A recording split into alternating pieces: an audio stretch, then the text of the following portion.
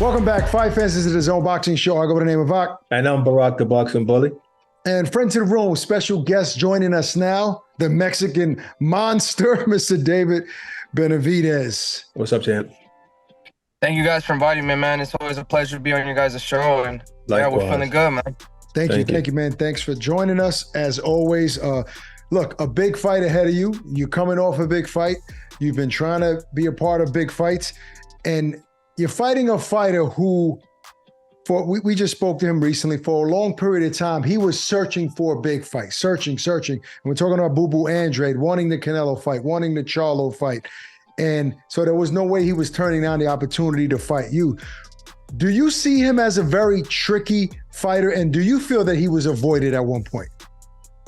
Yeah, I definitely do feel like he's a very talented fighter. He has a lot of experience. He's a champion in 2 different weight classes.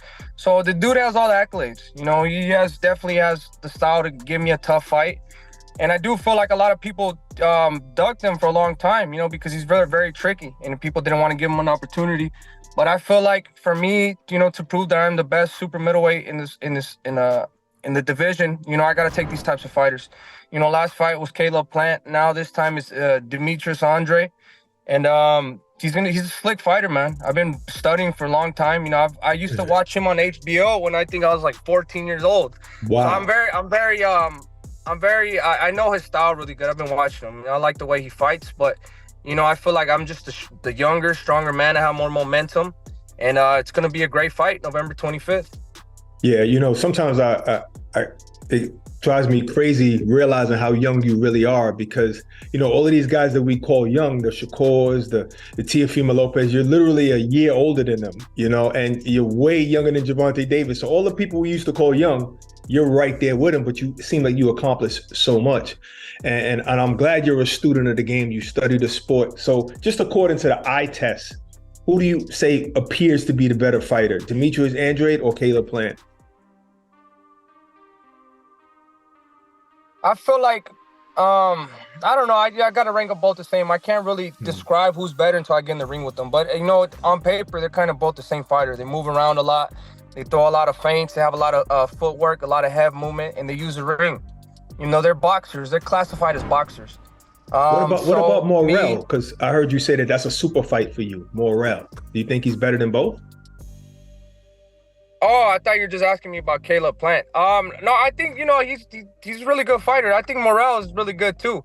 All these guys are good, bro. You know, at the top of the game, all these guys are good. So I think I wanted to take the fight with Demetrius because he's a little bit more accomplished. You know, David Morrell, he's a great fighter, but he has 10 or 11 fights. Mm-hmm. And I think with the win on beating Demetrius, it's better. It looks better on my resume. But, I mean, all these guys are good, man. Everybody from Jaime Munguia to David Morrell and all the other guys in the top 5s, man, they're all really good. How frustrating is it for you, David, when you hear people on his side, on David Morrell's side, saying that you don't want to fight him, you're avoiding the fight with him? Obviously, you're looking at big fights with fighters that have accomplished a lot. Does that make you upset? I mean, I could say the same thing about him before he fought that, the guy from Kazakhstan? They ain't saying nothing about me trying to fight him that fight. What happened with that? You didn't say shit about that. So it's just it's a lot of back and forth. I mean, I'm not scared of nobody. I'd fight all these guys. But the guys who are more established are Demetrius Andre. So that's a better fight for me. If I beat the Morrell, they're gonna say he had 10 fights. So I'm going for the guys that are more established. After this fight, we could probably get it on with David Morrell. Or, you know, so I'm just either looking to make the biggest fights happen. Yes. You know, and like I said, I want to establish my dominance, and now by the time I get the belts, I want there to be no question that I am the best man in this division. What's crazy is that you're kind of feeling like what Canelo was going through. You know, Canelo's trying to make these big fights and everybody's saying, yeah, but you're ducking Benavidez, or you're ducking Charlo, or you're ducking guys like that. And now you're going through that as well because, you know, you've reached that level where you're at the top of the division now. Yeah, I feel like that just comes with, you know, being the best of the division. You know, if you want to have your sights on some guy over here, another guy over there says that, oh, I was calling him out. So, I mean, I'm going to get to everybody one by one. You know what I mean? I'm taking Demetrius out, and then I'm going to take out Morrell, too. If you don't get that big Canelo fight that you've been wanting for a long time, look, there are other big fights at 175. Obviously, Bivol and Beterbiev, those are the big names in that division. They might not be big money fights like a Canelo fight, but they're legacy fights. Will you get frustrated enough to just move up if you don't get that big fight? To be honest with you, after we beat Demetrius, I'm only looking to make 2 more fights at this division. Okay. David Morrell and Canelo, and then I go up after that. Until I make those fights happen, I'm not going nowhere. But I think those fights could happen in the next 2 years. So after we do that, we're going up to 175. Okay. What was it like sparring your brother Jose, or is that something that's common in camp? No, yeah, it's common. Me and my brother always spar. Even when we don't have any fights coming up, we're always sparring in camp. My brother turns lefty. He turns lefty, and he's an orthodox fighter too, so he could do some stuff that Demetrius does. And also, I get to help my brother fight Charlo. You know, I get to help him prepare for Charlo. Mm-hmm. So this is a big fight for him too. To be honest with you, I think my brother's gonna knock Charlo out. I see him working extremely hard in the gym. You know, this is a big opportunity for him to cash out in. And I think, you know, this is the time. It's going to be a great fight, man. Honestly, I'm a little jealous because I wanted to get that fight with Charlo first before him. So you know what I mean? But it's definitely going to be a great night for both of us. I got to address the elephant in the room, David. I asked the same thing to Boo Boo Andrade. When you heard the news about Showtime bowing out of boxing, what was your first concern, if you had any? I didn't have any concerns, but I was, you know, very was let down, to be honest with you. First, it was HBO. Now it's Showtime. These were these production companies that putting great fights up for boxing for years and years and years. You know, I grew up on Showtime and HBO, so just seeing them, you know, go is sad. But I just feel like, you know, things have to evolve. You know what I mean? So I feel like now I'm hearing that Al Heyman might do something with Amazon, and it's the smartest thing to do. So. It is what it is. But it's a new chapter in boxing. Yeah, but that's why I was asking you, because you are Al Heyman guy, and currently, after this fight, there's really no home for the PBC yet. So, is there any concern because of that? Because the Amazon deal is not now I didn't think about it like that, but now that you put it that way, I feel like they have a plan. They're gonna take it. There's a lot of guys right now, you know, especially like Gervonta Davis. You know, they're not gonna let it go to waste. They're gonna find a home for boxing. So, of course. As for right now, now that you mention it, now you made me a little bit uneasy. You know, now I'm worried. Now I'm sorry to worry like that. The boxer is always like that. No, you're always in a safe place. Yeah, exactly. You're in a safe place. Networks need you. So either DAZN or Amazon, whoever, they're gonna come looking for you. Don't even worry about it, bro. Hopefully it'll be DAZN. Maybe it'll be on DAZN. But nevertheless, Barack is right. Exciting, great fighters like you are always gonna land on your feet in a home. Right. But I just wanted to bring a little concern your way for a little bit. Yeah, he just wants you to be nervous. Just messed my day up. I was having a good day, just messed it up. Yo, you know what? You mentioned like Munguia and guys like that. That would be a great fight. But have you heard of M. Billy? He's ranked high in the Ring magazine, like right underneath you, but no one really talks about it. Have you even seen him fight before? I've never seen him fight, but I definitely. What is his name?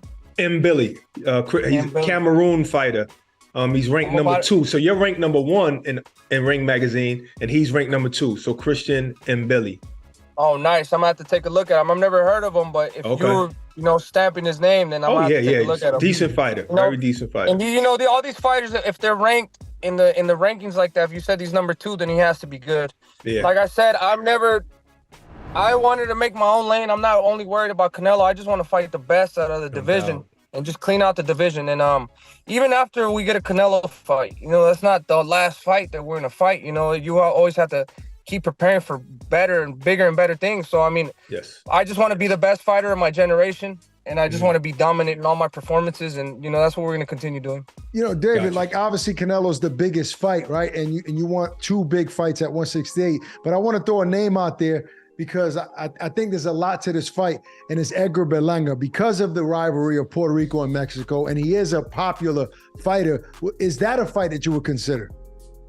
Yeah, I was trying to get that fight too when I was like 2 years ago. They didn't want to fight, you know, obviously, but that would definitely be a good fight. I have my eyes set on him. I think that would definitely do a fight that do big numbers. You know, he has a big fan base. I got a big fan base, so we could definitely make it happen. He's ranked in super middleweight, so we could definitely get it going. Right. That is a pretty big fight. What about Pacheco? You think Pacheco can possibly beat Edgar Berlanga?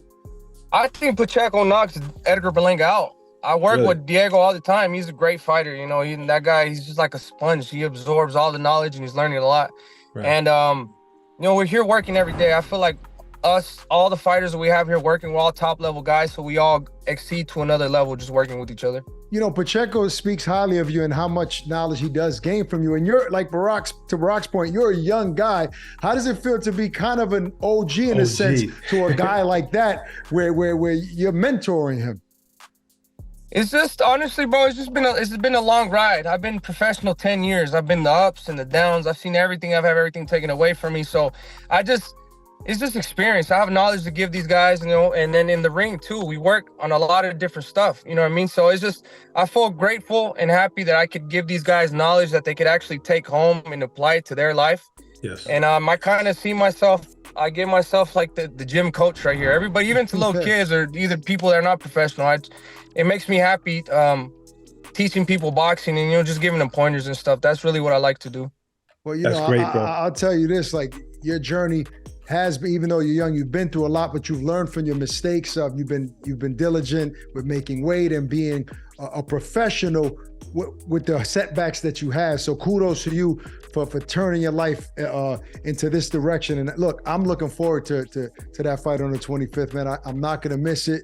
If we're not there front center, we'll definitely be watching, man. Thanks for taking the time, champ.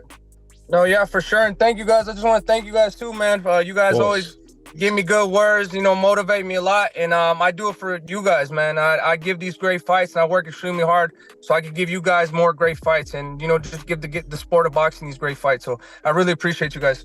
Yeah, thank you, great to hear, man. Thank you. Great words. Thank you.